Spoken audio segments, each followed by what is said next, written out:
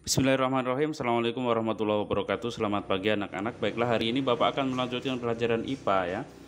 Untuk materi IPA di semester 2 ini memang banyak materi kimia ya. Nah, yang akan Bapak jelaskan adalah mengenai tentang pembuatan koloid. Kalau sebelumnya kita sudah mempelajari tentang apa itu koloid ya, apa bedanya koloid, suspensi, dan larutan sudah kita jelaskan pada video sebelumnya. Baiklah, kali ini kita akan membahas bagaimana cara membuat koloid itu ya. Nah, kita tahu bahwa koloid itu ya, secara ukurannya itu adalah berada di antara suspensi dan larutan. Nah, yang paling besar ukurannya adalah suspensi ya. Kita sudah pelajari kemarin ini, suspensi ini ukurannya paling besar ya. Misalnya campuran antara tanah dengan air ya, masih ada partikel-partikel tanah situ yang masih terlihat ya, ukurannya lebih besar sini sehingga sering terjadi endapan di suspensi ini. Kemudian kalau yang kedua, yang pertengahan adalah koloid ya, yang paling kecil adalah larutan. Kalau larutan sudah sangat sulit lagi dibedakan mana antara pelarut dan zat terlarut ya, jadi seperti itu. Nah, bagaimana cara pembuatan koloid ini yang ukurannya di antara suspensi dan larutan ini? Ada dua cara ya, ada dua cara untuk membuat koloid ini. Cara yang pertama, kalau bahannya itu dari suspensi ya, dari bahan yang lebih besar dijadikan ke koloid, maka bisa dilakukan dengan cara dispersi ya. Dispersi ya. Kemudian kalau pembuatan koloid ini dari larutan atau dari bahan yang lebih kecil daripada koloid, maka dilakukan kondensasi. Nah, apa sih yang dimaksud dengan dispersi dan kondensasi ini? Nah, dispersi kalau kita lihat dari besar menjadi kecil ini berarti ini adalah proses mengecilkan ukuran ya, proses membuat partikel-partikel dari suspensi ini dikecilkan menjadi lebih kecil bisa sehingga menjadi koloid ya, atau bisa disebut bisa juga disebut sebagai apa? Penggerusan ya, bisa cara penggerusan atau memperkecil ukuran. Ya, dispersi ini apa? Memperkecil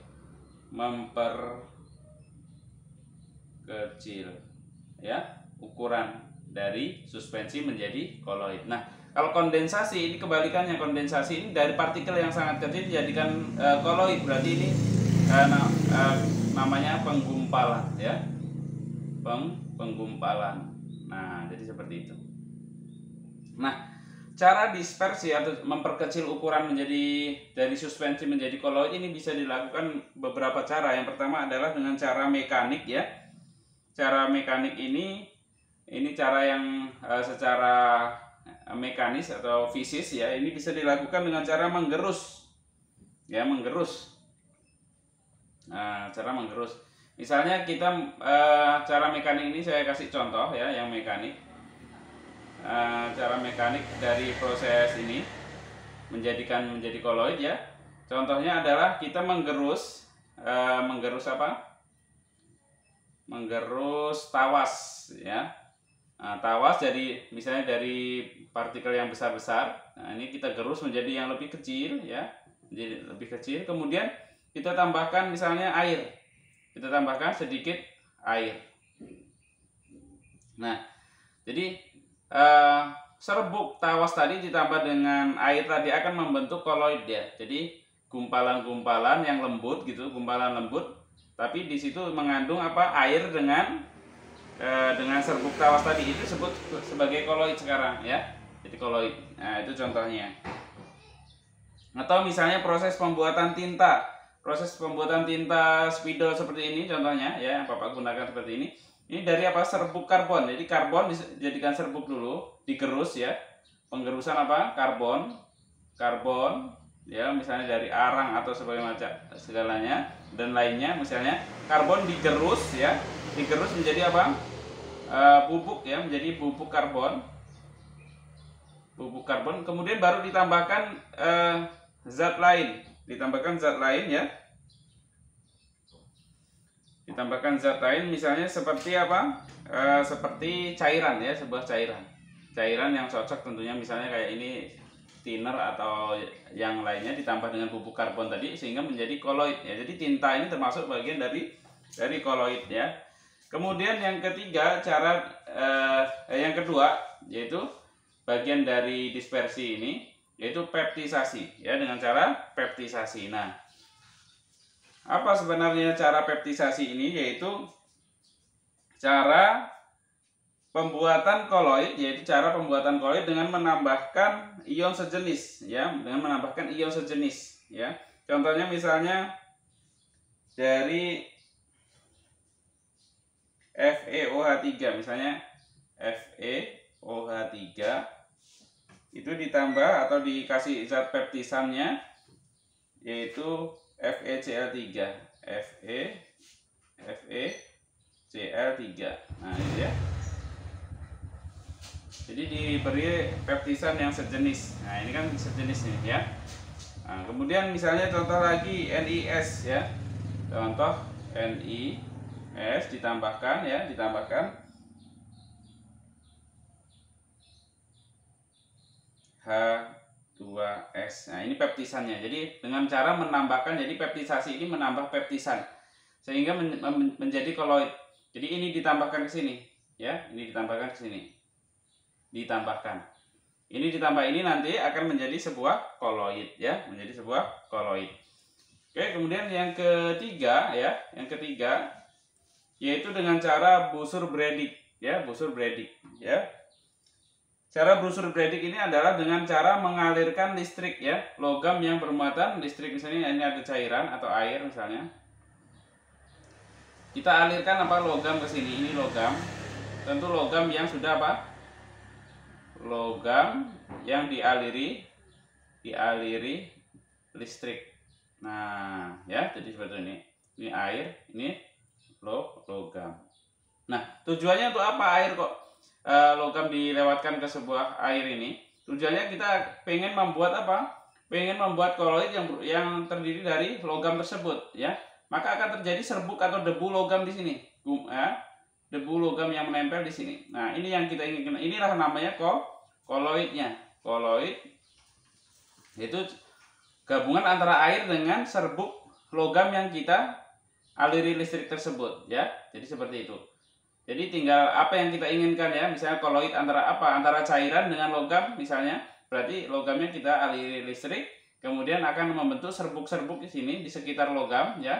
Di sekitar logam. Nah, ini serbuknya tentunya sangat kecil ya. Nah, tapi dia sudah bercampur dengan air atau cairan, maka ini disebut sebagai koloidnya ya, akan membentuk sebuah koloid. Itu caranya.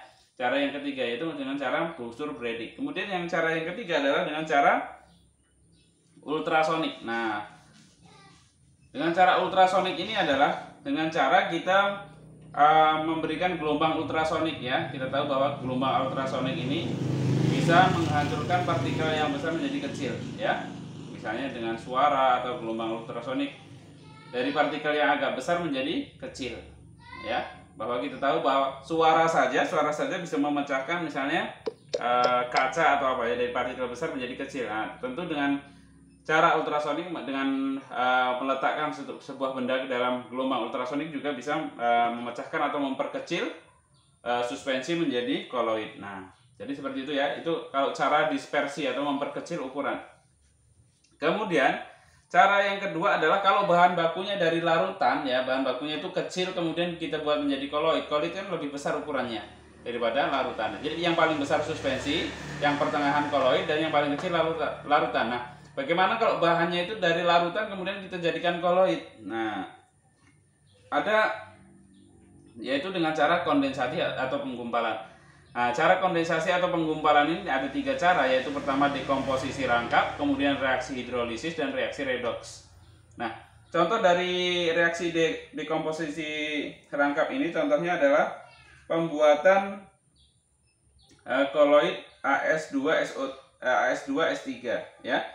Dari bahan misalnya ada AS2O3 ya, ditambah 3H2S. Nah, ya.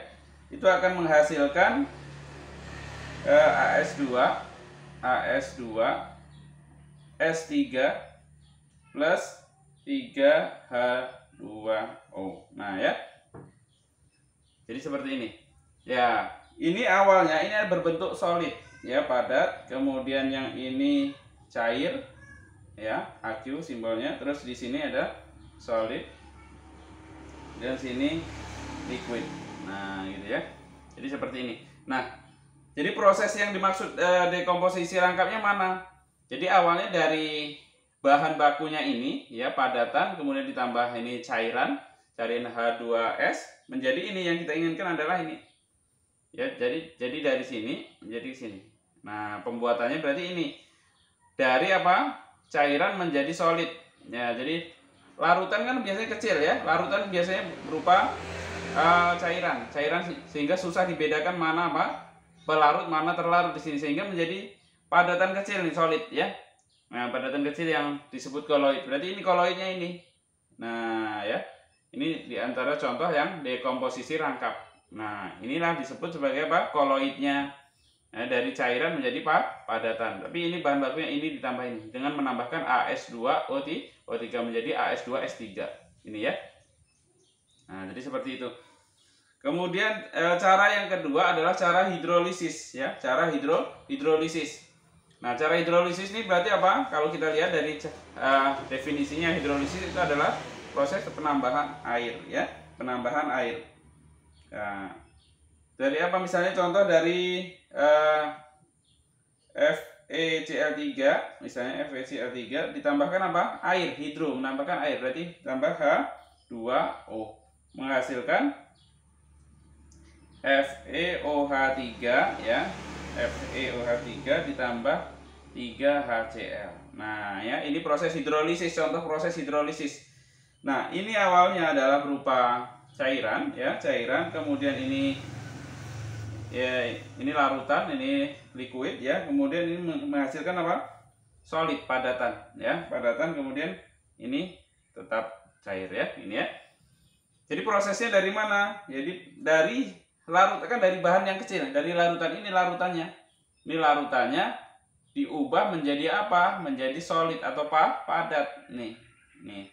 Dari cairan jadi larutan menjadi solid padat. Ini disebut solnya ya, atau koloidnya. Nah, namanya koloid ya. Campuran dari misalnya ini dengan cara menambahkan air, diperolehlah padatan ya. Padatan yang di dalamnya ada unsur airnya ya. Padatan besi yang ada unsur airnya di dalamnya. Nah, ini adalah proses hidrolisis. Ciri-cirinya apa proses hidrolisis? Dengan cara menambahkan air H2O. Ini namanya proses hidrolisis, sehingga menghasilkan sebuah koloid. Ini koloidnya yang di sini ya. Kemudian cara yang ketiga adalah dengan cara reaksi redoks ya. Nah, reaksi redoks itu berarti ciri-cirinya ada proses oksidasi dan proses reduksi. Contohnya dalam proses pembuatan misalnya ini ya, padatan atau solid dari es ya, misalnya dari bahannya 2H bahannya H2S ya, misalnya H2S ditambah SO2 itu akan menghasilkan S plus H2O ya. Ini ya. Kita setarakan ruas kiri dan ruas kanan. Ini karena O-nya ada 2 sini, tambahkan 2 ya. H-nya ada 4 di sini, berarti tambah 2. Terus kemudian S-nya di sini ada 2, sini 1, berarti sini 3 ya, 3S. Nah, jadi seperti itu ya. Nah, sekarang kita lihat ya, awalnya ini adalah larutan, kemudian ini gas. Ya, berarti larutan ditambah gas kemudian menghasilkan solid dan liquid. Nah, berarti prosesnya mana? Ini dari larutan menjadi apa? Solid tadi. Ya, dari larutan menjadi solid. Ini proses redoks ya, reaksi redoks. Kenapa? Redoks, kita lihat ini ya, bilangan oksidasi dari S yang di sini. S yang berada di sini itu adalah kekurang ya, dengan nilai -2 ya, dengan bilangan oksidasinya -2, kemudian di sini menjadi 0. Nah, dari -2 ke 0 ini terjadi kenaikan ya.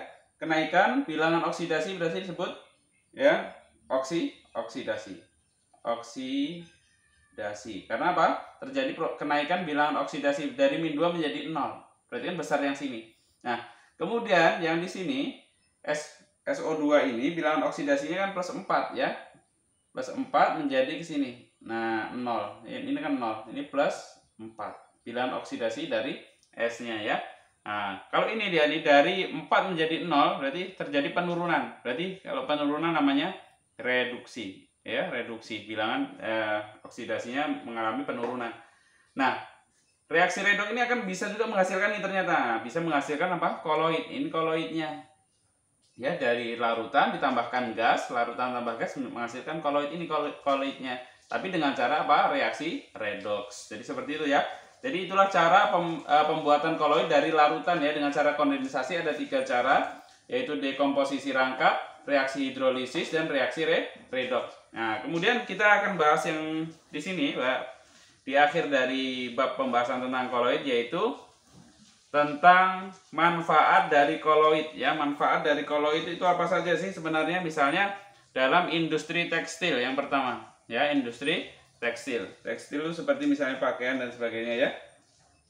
Nah, dalam industri tekstil untuk apa biasanya? Biasanya dalam membuat apa? Zat pewarna pakaian ya. Nah, zat pewarna pakaian ini kalau dalam industri tekstil itu contohnya. Terus apa? Misalnya dalam industri ini dalam industri tekstil ya tadi ya. Kemudian yang ini kalau dalam industri kosmetik ya, kosmetik ini contohnya misalnya kalau kosmetik banyak ya, foundation, pembuatan foundation. Ya, ini untuk perempuan ya, foundation ini misalnya.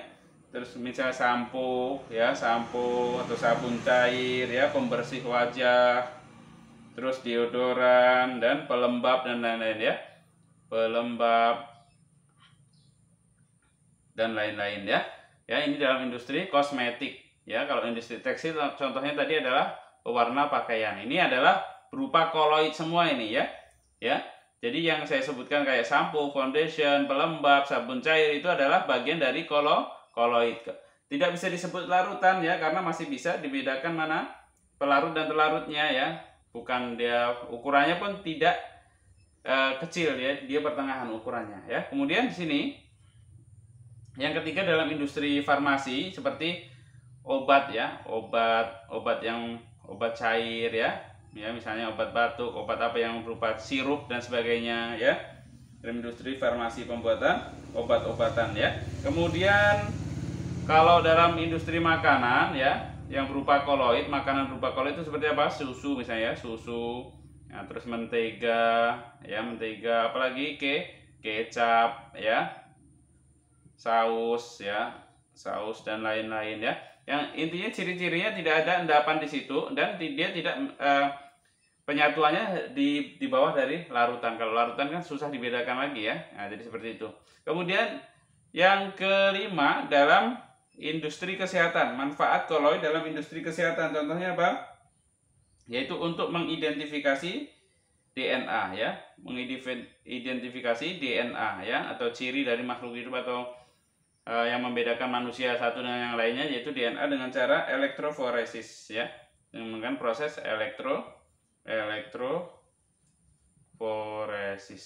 Nah ya, jadi seperti itu sudah kita jelaskan ya mengenai sifat-sifat koloid yang di video sebelumnya ya, yaitu pemanfaatan koloid dalam kehidupan sehari-hari ya, bisa dalam bidang apa? Industri tekstil, kosmetik, farmasi, makanan, dan kesehatan.